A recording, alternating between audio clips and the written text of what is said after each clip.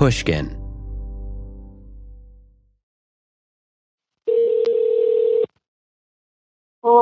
Hey, you picked up the phone. Very spontaneous. Mm-hmm. Do you think I'm spontaneous? No, there's nothing spontaneous about you. I'm pretty spontaneous. I live in Minnesota. Nothing spontaneous about you living in Minnesota. I got married. Wow. Oh, while I was at the shopping mall, I bought a parrot. Yeah. Oh, wait, one second. What? Chicken liver. Oh, did you hear that in the background? Yeah. What? Jackie Cohen. Idiot. Oh, did you hear that? Jackie Cohen.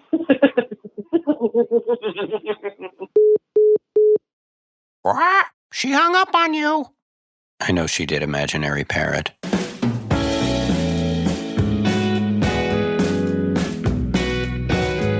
From Pushkin Industries, I'm Jonathan Goldstein, and this is Heavyweight. Today's episode, Deborah.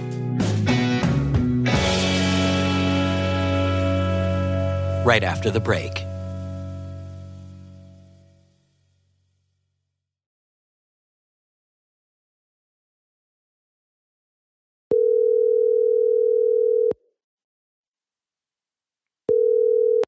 Hello? Hello, is this Barbara? No, this is Deborah. How are you related to Barbara? I don't know who Barbara is.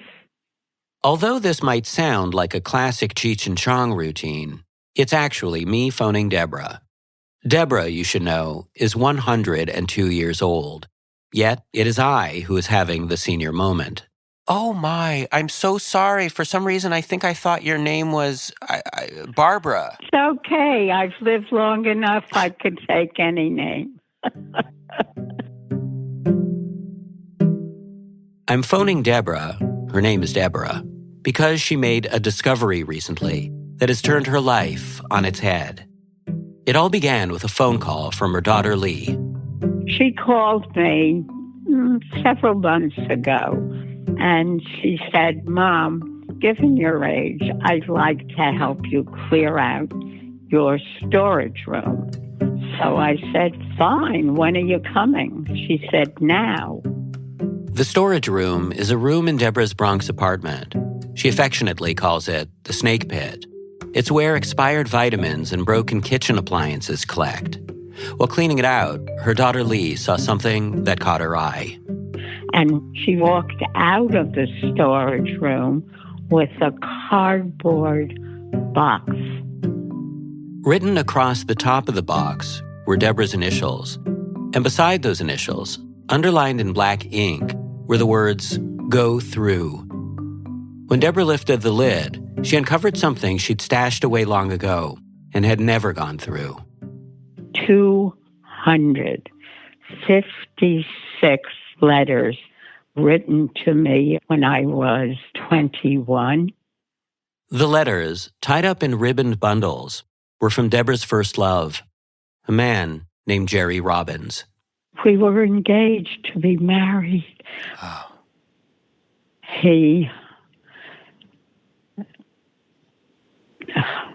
Okay, I'm sorry. Jerry was killed in World War II on Christmas Eve, 1944. My future was shredded, as well as the man that I loved. And had you forgotten about these letters? I didn't forget.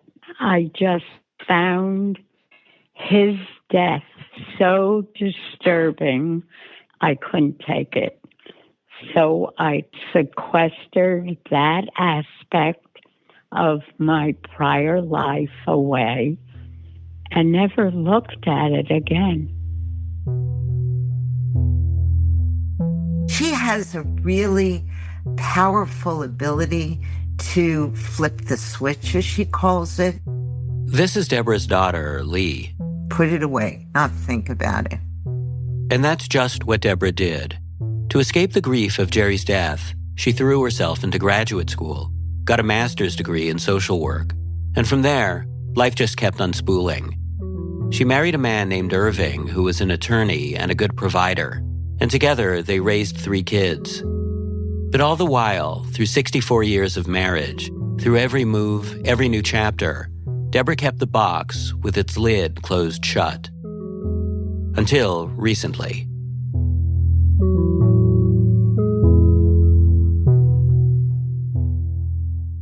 Nearly 80 years after Jerry's death, and over a decade after the death of her husband Irving, Deborah was finally ready to open the box and start reading. Every letter, every postcard, and every V-mail. Email? V-mail. Oh. The letter V as in victory. Right. Will you listen to me? V-mail, as I only later learned, was a method the government used to get soldiers' letters to their families. And as Deborah read these letters, something began to happen. I fell in love with Jerry again. Not only did the box contain Jerry's handwritten letters, but also a number of his poems and short stories. Jerry, Deborah tells me, was an aspiring writer with big dreams. His absolute motivation was to write, and compose. If he had a pencil or a pen in hand, he'd seek out paper to write on. The sheer volume of letters, their depth and detail, attest to this. And each day, sometimes all through the day, Deborah would read and reread Jerry's words. And as she did, she felt him return to her. It was like time had collapsed. How can a 101-year-old woman whose hormones have long since shriveled fall in love again?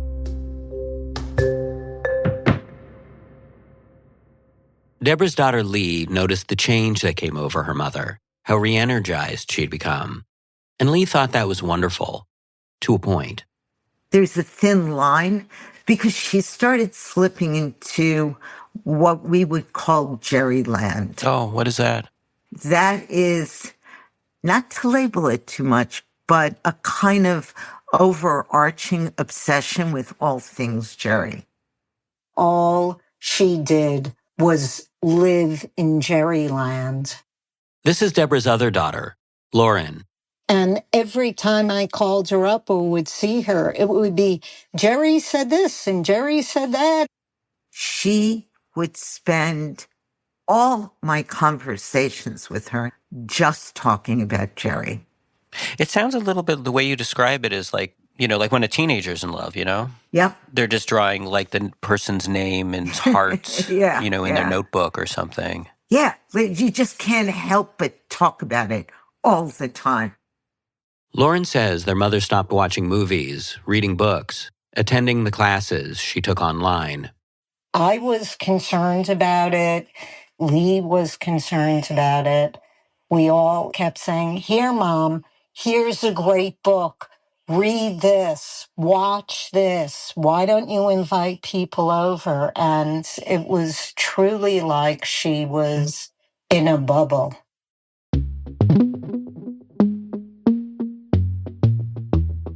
Also concerning to Lauren is how, since the discovery of the letters, Jerry has threatened to eclipse her late father, Irving.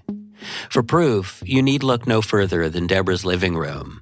On an entry table by the door is a photograph of Irving, but beside her favorite chair is one of Jerry.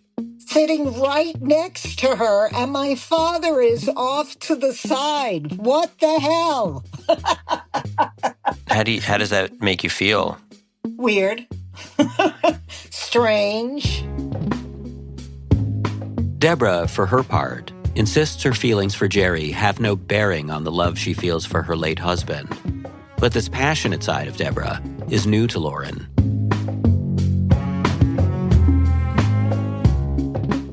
I always say we become more of ourselves the older we get. Do you think so? I think so. Don't you? I'd like to think so, yeah. I mean, it certainly seems like with your mother, she continues to grow, She does. There's a great line I love to quote, and it's from Metallica. Metallica? the heavy metal bands. And one of the lines is, "My lifestyle determines my death style." And I think it's a great line. Like, she's not dying, but, I think we just keep becoming more. Yeah. And, I'm sorry for all these texts. My husband just got nominated for 2 Emmys. Oh, my goodness. That's fantastic. Yeah. As it happens, Lauren's husband is the award-winning documentary filmmaker Joe Berlinger. Among his work, Some Kind of Monster, an exploration of Metallica's experience in group therapy. He just got nominated and my whole family is like, yay, that's great, congrats. Good for him. But you know what's also good? As good, if not better than being nominated for TV's most prestigious award? Helping people. And right now, I'm going to help Deborah with something she's taken to calling her mandate. When I was a daughter, I had an obligation to my parents. As a student, to my teacher in my school. As a wife and a mother to my family. But now that I've lived this long, my mandate is to do something with these amazing letters. Deborah hopes to honor Jerry by giving his writing an audience. It occurs to me that I have an audience, and perhaps if Deborah and I read through the letters together, it would fulfill her mandate and allow her to move on. I put the idea to Lee. Do you think getting something out there into the world would allow her to leave Jerryland? Yeah, I do. Because he'll always be 21. He'll always be a writer who never got to live his potential. So there's this quality of stuckness or stasis getting his work out there. It's almost like she gets to the end. Can you come to my apartment? Well, I'm in Minnesota. I wouldn't fly out where you are, but if you can come to my home, I would be eternally grateful for as long as I last. Well, I would love to see the letters, and it would be really nice to meet you in person. Okay, Mr. Goldstein. So come look. Yeah. Said the old lady to the young man. And so, it looks like this 56-year-old young man is heading off to New York. Because like the writing on the box says, maybe the only way out is to go through. And speaking of going through, it's time for you to grease up the wheels on your shopping cart and go through some ads.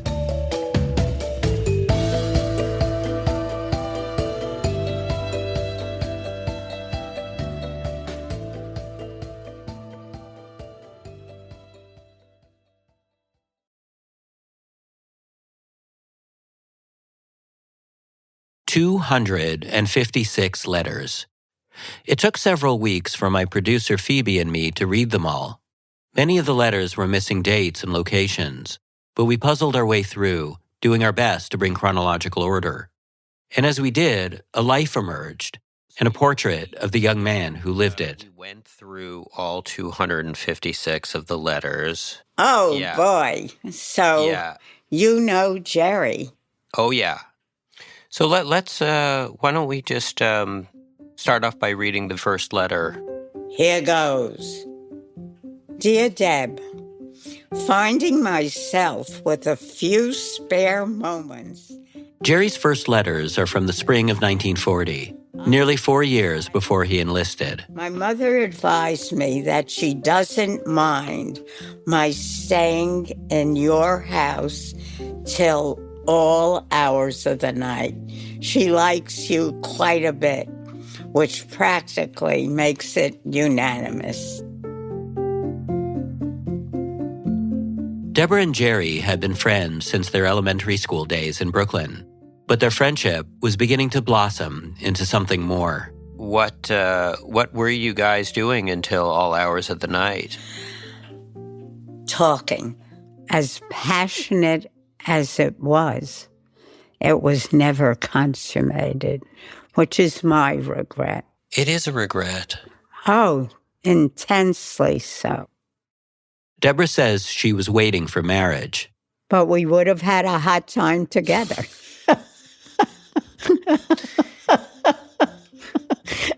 I forgot that I'm being recorded.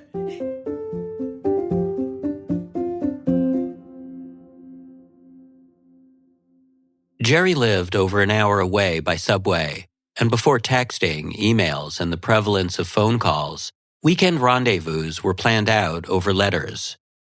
Jerry's writing is clever. In one missive, he invites Deborah out to a show for New Year's Eve. When she doesn't give him a straight answer, he sends a follow-up. To help you make a decision and for your convenience, you will find on page 4 of this letter a ballot. Just check one and mail within the next week.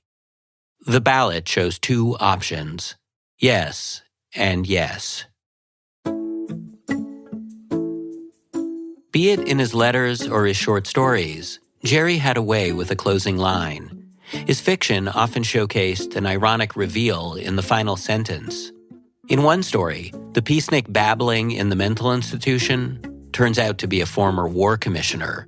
In another, the motorist who stops to help a stranded woman turns out to be an executioner on his way to put the woman's son to death.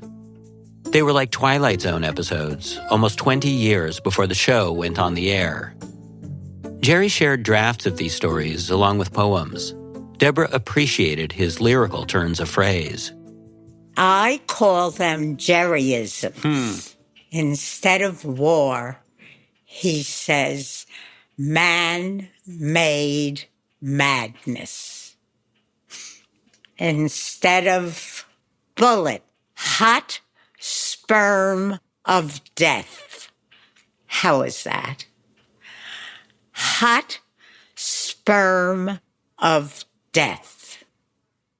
I'm no poet, but it strikes me that the mighty Metallica itself would be proud to name an album something so in one's face.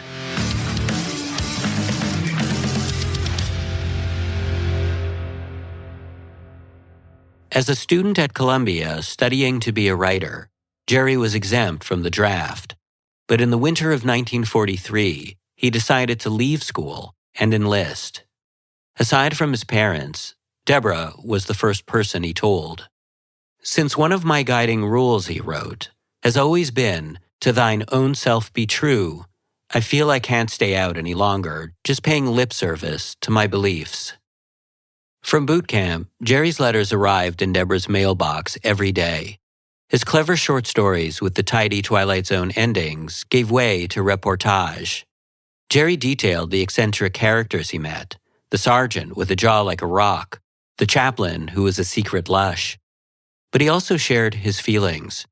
In one letter, he described the first time he stood before a mirror and saw himself in uniform, how it gave him chills. As training became more grueling and the thought of war more present and real, Jerry sought refuge in Deborah, summoning her presence during lonely evenings at camp or long marches in the heat. I didn't mind walking because I wasn't alone. You were with me, walking by my side and keeping me company all the time.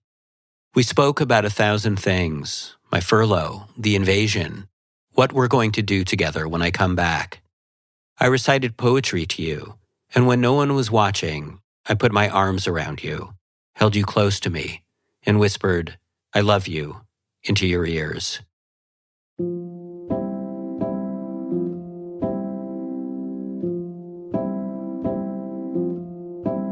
Jerry and Deborah created a ritual which they enacted at 10 o'clock each evening. Jerry called it their nightly meeting. When the hour struck, they dropped whatever they were doing, and in the absence of a telephone, each would simply think of the other. I close my eyes, Jerry wrote. The world fades away. And then, it's now. Now was one of our secret words. The only thing that was real was here and now. Through the ebony of night, I reach out for you, and from across the wide expanse of sea, you come. Your eyes flashing, your body warm and curved. This is the only place. This is the only time. Here and now.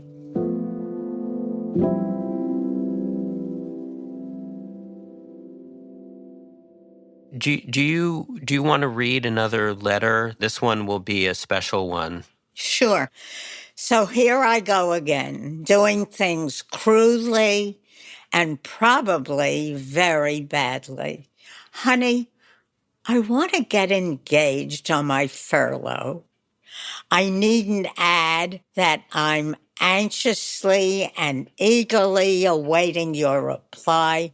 Just say yes. And here, Deborah recites from memory her reply from over 80 years ago.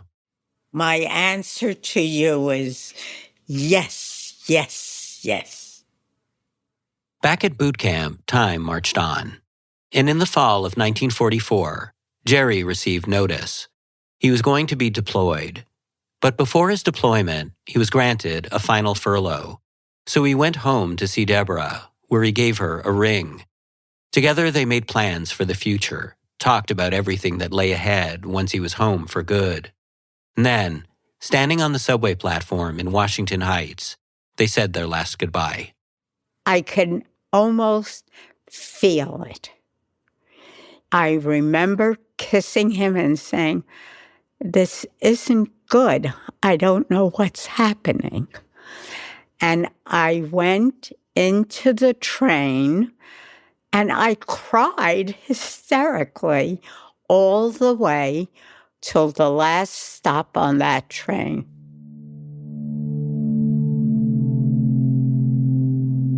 Jerry's company was shipped off to England, where American soldiers were preparing to join the fight in mainland Europe. Unbeknownst to them, they were destined for one of the deadliest campaigns of World War II, the Battle of the Bulge. But they never made it there. Jerry was among more than 2,200 men loaded onto a troop ship on Christmas Eve. The ship was bound for Cherbourg, France, just a short trip across the English Channel. But hours later, just 5 miles from the entrance to the harbor, a torpedo struck.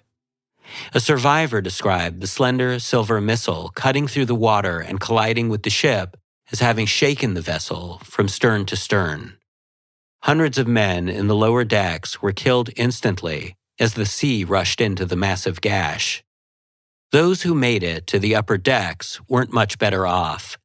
They'd not been briefed on how to lower the lifeboats or free the rafts that might have carried them to safety. That, they were told, was the job of the crew.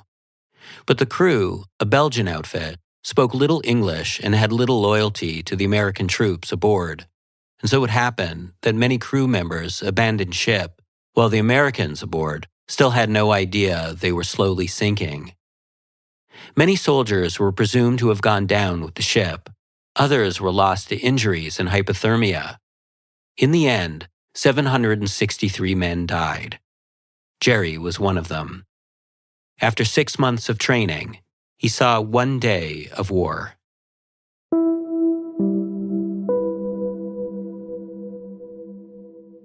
The scale of death was so needless, the failed emergency response so poor, that for decades the U.S. government covered up the details. Survivors risked losing their veteran benefits if they talked. And so, when a family was notified that they'd lost a loved one, only the barest details were shared. I was in Jerry's parents' home. His mother and father were in the room.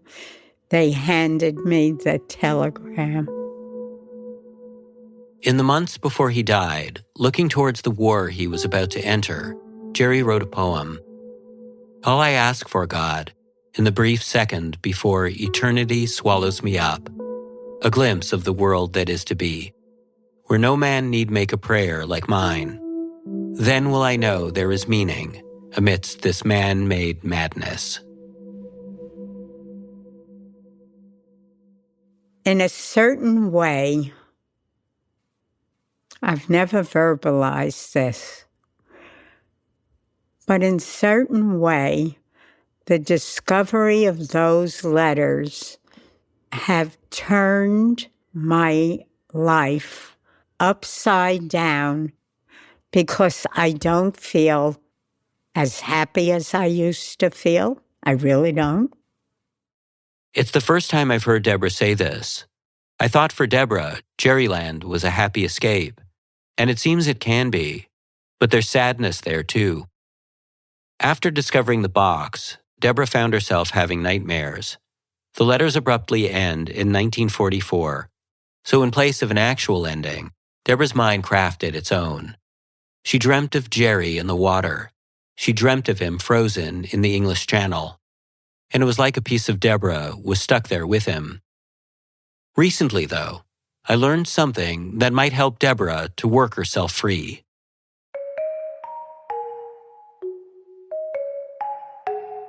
A few months ago, a genealogist friend of the family was doing some digging and turned up something surprising, something that Deborah never knew. Jerry's body wasn't in the English Channel, nor was it buried somewhere in Europe. Jerry's body had actually been repatriated back to America and interred in a Jewish cemetery called Mount Lebanon. And it turns out the cemetery is not an hour's drive from Deborah's apartment.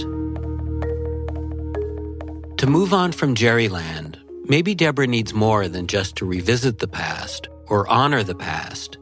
Maybe she needs to grieve it.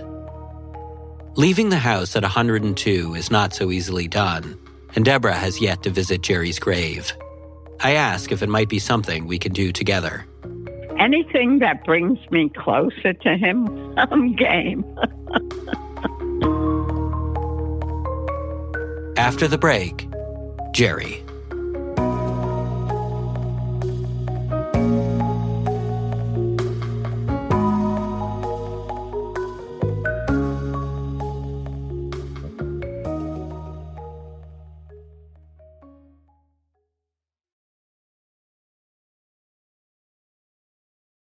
Just as I'm about to book a minivan for our visit to the cemetery, I receive an invitation to a video conference. Hi, hello? Hey, sorry, I had to, log in and... Deborah's Emmy Award-winning son-in-law, Joe Berlinger, also wants to come to the cemetery to film for his own project about Deborah. I mean, we're all such huge fans of Heavyweight that we're so excited that you're engaged. Yeah, I mean, right back at you. We love what you do, so... Have I a pet hamster in my fanny pack? Allow me to explain my lack of enthusiasm about Joe's participation. When I go out and I do something for Netflix or whatever, it's a little... The world of documentary is a hierarchy that breaks down thusly. Netflix documentaries, the top floor penthouse suite. Audio documentaries, the underground parking garage where audio documentarians park their used Ford Fiestas. So as much as I love Joe's work, let's just say Metallica doesn't have two lead guitarists. Let's just say it only has one. And according to the internet, his name is Kirkley Hammett. And on this documentary shoot, I'm the Kirk. It's not like we're going to be dueling interviewers or anything like that. I want to assure you of that. I just want to be a fly on the wall and observe what's happening. Canadian etiquette dictates my not saying no. But I will be documenting you, Joe Berlinger, documenting me, as I document Deborah.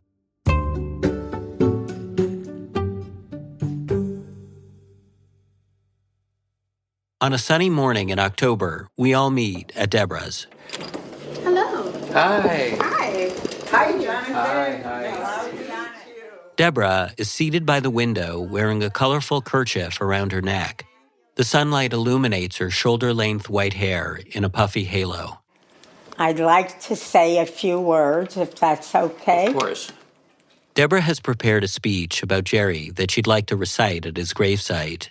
In fact, a few days earlier, she left a phone message saying it would be 4 minutes long, suggesting she'd already timed it and practiced it just to get it all right.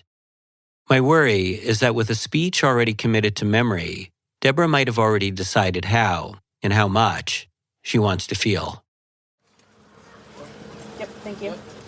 We load into the van. Deborah, her aide Javi, her daughter Lee, and my producer Phoebe. Joe seats himself up front, the papa. Ostensibly, it's so he can silently record Deborah and me in the seats behind him. Silently. So, Jonathan, what are we doing today? Well, Being questioned on one's own podcast is not unlike being strapped into a baby seat in one's own 14-seater van, which, might I add, one paid for. Rather than demanding that everyone in the van pause their various recording devices so I can throw a full-on Kirkley Hammett-level artistic tantrum, I instead do this. we are heading off to the Queen's Cemetery. I obey my master. Master. That's a Metallica reference.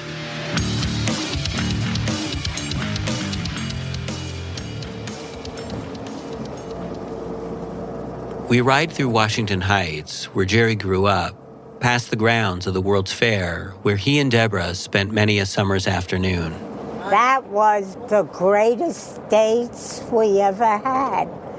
Together, they marveled over futuristic architecture, the debut of the first television, portraits of a hopeful future.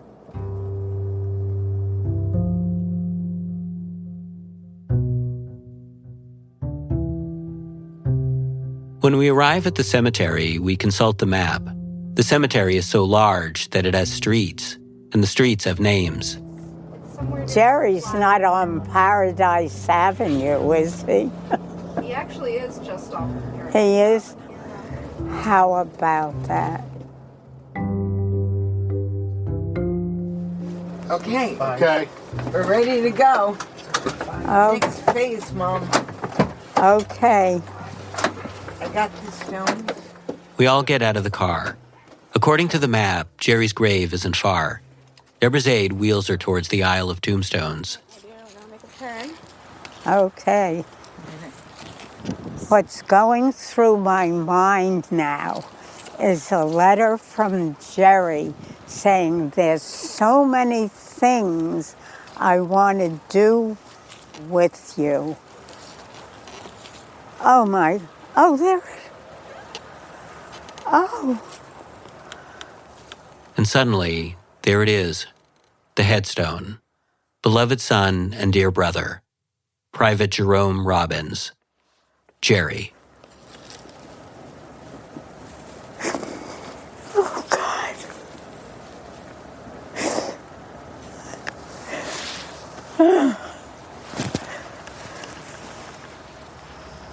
Do you want to do this? Yeah. Okay. I can get you. Jerry.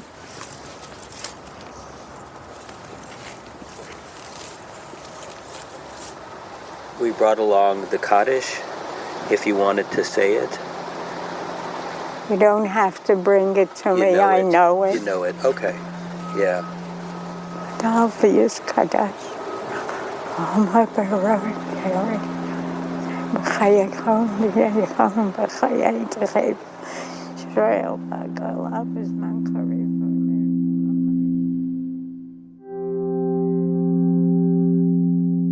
When she's finished with the prayer for the dead, Deborah remains quiet. But then, something happens, something she hadn't planned for or prepared for. Taking in the sight of all those tombstones, she just starts talking. Ah, what a waste. This one 19, this beloved one 22, the other one 20. No more wars, please, please, no more wars. There are too many beautiful, healthy young veterans who are lined up here and probably never had a chance to live. What thieves warmongers are. Warmongers are thieves of life that was never lived. Man-made madness. Man-made madness.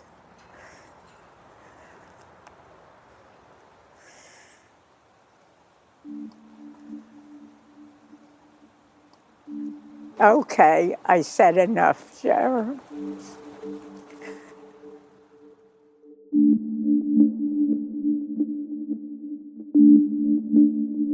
Deborah will later tell me that she surprised herself.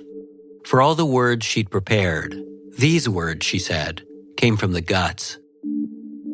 To get through her long life, Deborah learned to box up the pain and store it neatly away.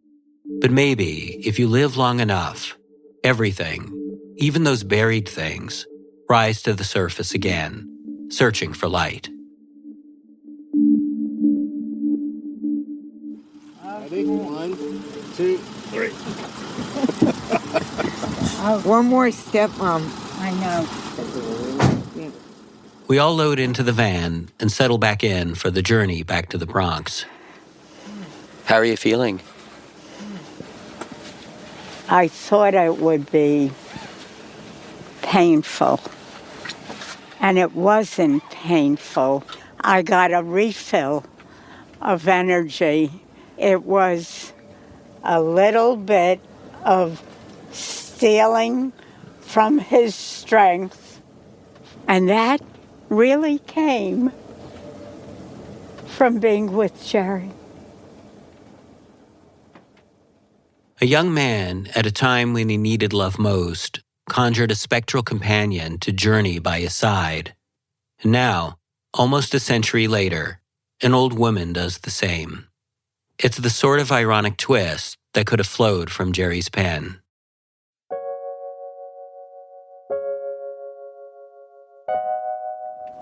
Hey, Joe, you want some nuts? Or a banana. Nice. What about a banana?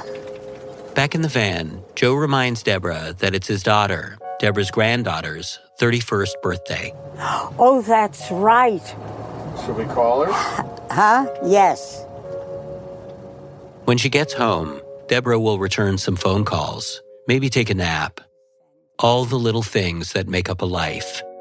All the little things that make up the here and now. Happy birthday. Happy birthday to you. Happy birthday to you. Happy birthday, Off key. Sarah. Off key.